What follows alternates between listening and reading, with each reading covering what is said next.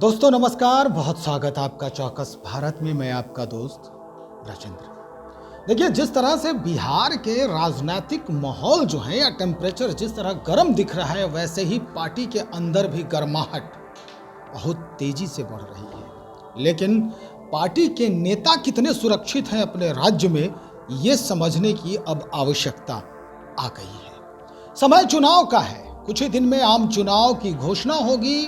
उसके बाद इस पर कार्रवाई शुरू होगी और नेता जो हैं, यानी जो जनप्रतिनिधि कहलाते हैं, अपने अपने स्तर से कोशिश करेंगे जमीन तैयार करने की और जमीन को मजबूत करने की। लेकिन हम सुपौल की बात कर रहे हैं। सुपौल में दिन दहाड़े यानी अहले सुबह की बात है कि चिराग पासवान के दल का एक नेता जो है उसे गोली मारी जाती है। कल तक चिराग पासवान जिस मुखिया को घेरते नजर आते थे, आज उसी दल में चिराग पासवान भी हैं और उन्हीं के एक नेता को गोली मारी जाती है। इस बाबत आज बातचीत करेंगे। हमारे साथ आदित्य पासवान हैं, अध्यक्ष हैं बिहार कांग्रेस सेवा दल यंग ब्रिगेड के। क्या कहेंगे आदित्य जी?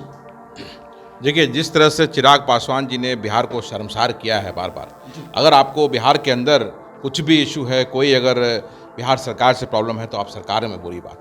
आप बिहार के बाहर जा कर के जो अपने स्टेट को बदनाम करने का काम किया है इन्होंने, ये क्षम्य नहीं है। चाहे वो देश का सर्वोच्च पंचायत हो लोकसभा में, वहाँ पे उन्होंने बिहार के बारे में चर्चा की कि बिहार में जंगल राज है। और 17 महीने में हर मंच पर, चाहे वो पटना का एयरपोर्ट जहाँ वो सबसे ज़्यादा दिखे जाते रहे हैं, पटना का एयरपोर्ट हो या अपने पार्टी ऑफिस या किसी भी मंच पर, वो जा करके बिहार की सरकार को हमेशा कहते रहे कि बिहार में जंगल राज है। तो आज वही चिराग पासवान उसी गठबंधन में शामिल हैं और मैं आपके माध्यम से पूछना चाहूँगा लोक जनशक्ति पार्टी चिराग पासवान से कि क्या वो इस गठबंधन में शामिल रहेंगे।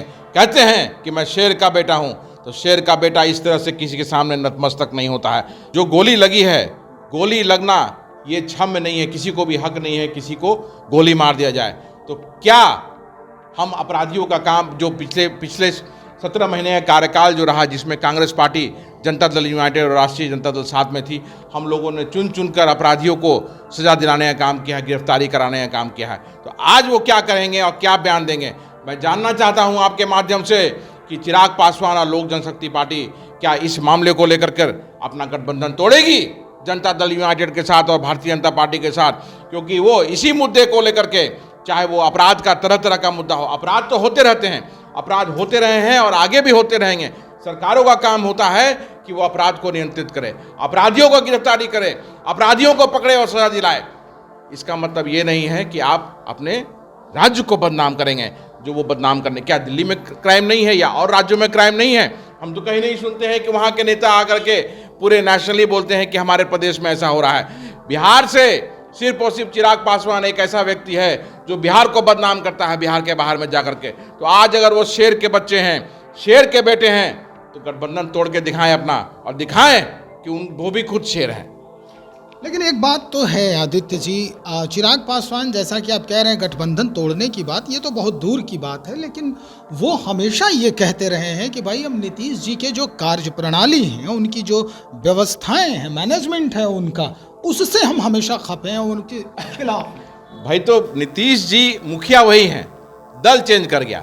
पहले कांग्रेस, जनता दल यूनाइटेड और राष्ट्रीय जनता दल और कम्युनिस्ट पार्टी की सरकार थी।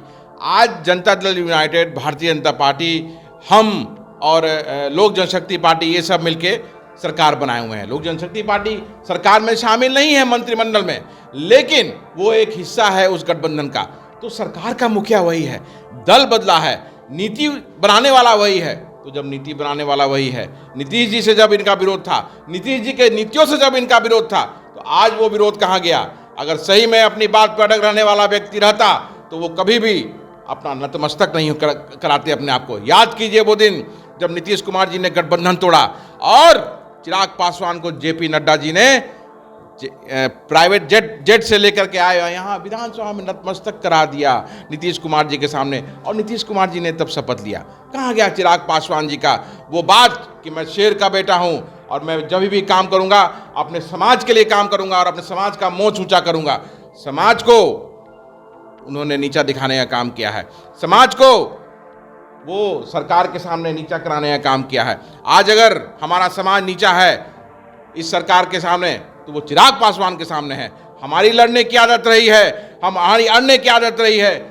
पूरे बिहार में हम लोगों ने लोगों की पहरेदारी की है और आज उस पर प्रश्न चिन्ह का काम अगर कोई कराने का काम कर रहा है वो चिराग पासवान कर रहे हैं। तो ये ऐसे लोग जो हैं जो वंशवाद के कारण सत्ता में आ गए हैं, वंशवाद के कारण सांसद बन गए हैं, तो उन लोगों का स्थान यहाँ नहीं है। और वैसे भी वो दिल्ली में रहते हैं, ज़्यादा स्थान उनका दिल्ली में है। और आप बिहार की जनता देखती भी होगी कि किस तरह से जब वो आते हैं एयरपोर्ट पर, पिछले 17 महीनों में खासकर पिछला 17 महीनों का कार्यकाल जो रहा है वो एयरपोर्ट पर ज़्यादा दिखे हैं, आए हैं, एयरपोर्ट पर बयान दिया है, रफू चक्कर। तो ये प्रश्न का जवाब चिराग पासवान से लेना चाहिए कि आप आने वाले समय में क्या करेंगे। और जो उनके पार्टी के नेता को जो गोली लगी है, क्या उस पर नीतीश जी से डायरेक्ट प्रश्न करेंगे और अपना गठबंधन राष्ट्रीय जनतांत्रिक गठबंधन से तोड़ेंगे। और ये मैं आपके माध्यम से पूरे बिहार के लोगों को कहना चाहता हूँ, अपने समाज के लोगों को कहना चाहता हूँ कि प्रश्न कीजिए कि आपने क्यों बंधक बना के रखा हुआ है और आपको फैसला लेने का समय आ गया है। आदित्य जी, लास्ट सवाल हमारा है, आप भी अपना टाइटल जो है पासवान लगाते हैं, उधर चिराग भी पासवान लगा रहे हैं टाइटल। जातिगत समीकरण बड़ा हावी होता है चुनाव के समय में खास करके, और इस समय सिर्फ दल के लिए आप अपना समीकरण तोड़ रहे हैं, समझ में नहीं आ रहा है। देखिए, ये जो है ना, इनकी हमेशा से जो सोच रही है वो सत्ता के करीब रहने की रही है। चाहे लोक जनशक्ति पार्टी, अब रामविलास पासवान जी जीवित नहीं है, लेकिन लोक जनशक्ति पार्टी का इतिहास रहा है, पिछले आप अगर 40 वर्षों का इनका इतिहास देखिएगा तो जहाँ भी सत्ता इन्हें दिखी उस तरफ ये चले गए। कोई नीति निर्धारण के हिसाब से इन्होंने कभी काम नहीं किया।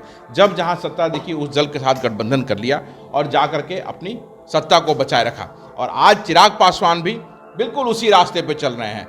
समाज में जा कर के इनका कहना कुछ और रहता है, लेकिन जब बात आती है कि समाज को गौरवान्वित कराने की बात आती है तो आप सरेंडर हो आते हैं उन शक्तियों के सामने जिन्होंने आपका वर्षों तक से शोषण किया।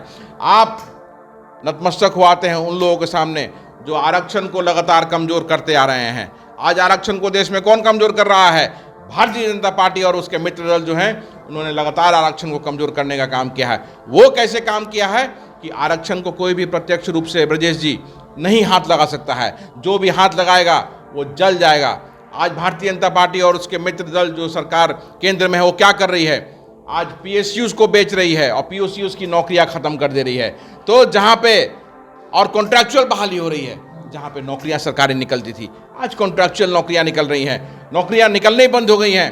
तो आरक्षण तो खुद पे खुद मारा चला गया, खुद पे खुद मारा चला गया। इस चीज को कौन उठा रहा है? क्या उन्होंने कभी इस चीज की चर्चा की है केंद्र सरकार में? आज वो सांसद हैं, भारतीय जनता पार्टी के साथी हैं, क्या उन्होंने कभी चर्चा की कि इस तरह से आरक्षण को कमजोर किया जा रहा है? आज तक किसी भी मंच से ये चर्चा में सुनने के लिए नहीं आया कि आरक्षण को भारतीय जनता पार्टी ने कमजोर किया है, तो चिराग पासवान ने उसके लिए आवाज उठाया है। लेकिन आज सच्चाई यही है कि देश में अगर आरक्षण को कमजोर भारतीय जनता पार्टी और उसके मित्र दल कर रहे हैं तो उसका समर्थन चिराग पासवान जैसे लोग जो हैं वो कर रहे हैं। चलिए, बहुत शुक्रिया जानकारी देने के लिए। तो भाई आदित्य कुमार पासवान जी अध्यक्ष हैं बिहार कांग्रेस सेवा दल यंग ब्रिगेड की। निश्चित तौर पर जिस तरह से चिराग पासवान को घेरने का कोशिश ये कर रहे थे अभी, ये समझने की बात है। अलग अलग बातें हैं, अलग अलग लोगों के विचार हो सकते हैं, लेकिन सबसे बड़ी जो समस्या है वो ये कि किसी भी पार्टी का कोई भी जनप्रतिनिधि लोकल स्तर पर कैसे परेशानी में है, किस हालात में है, क्यों इसके साथ ये घटनाएं हो रही है, क्या वजह रही है, ये जानना बहुत ज़रूरी है। और जो फिल वक्त सरकार चल रही है राज्य में, उसके एक हिस्सा के रूप में जब कोई पार्टी हो और उस पार्टी का कोई नेता जो लोकल नेता है उसके साथ इस तरह के कांड होते हो तो समस्या गंभीर जरूर दिखता है। चलिए, हम देखते हैं आदित्य पासवान जी की बात जो है वो चिराग पासवान तक कब पहुंचती है और कैसे चिराग पासवान इस बात को पकड़ते हैं और क्या कुछ कार्रवाई होती है सुपौल के लिए। बने रहिए हमारे साथ, बहुत शुक्रिया आपका।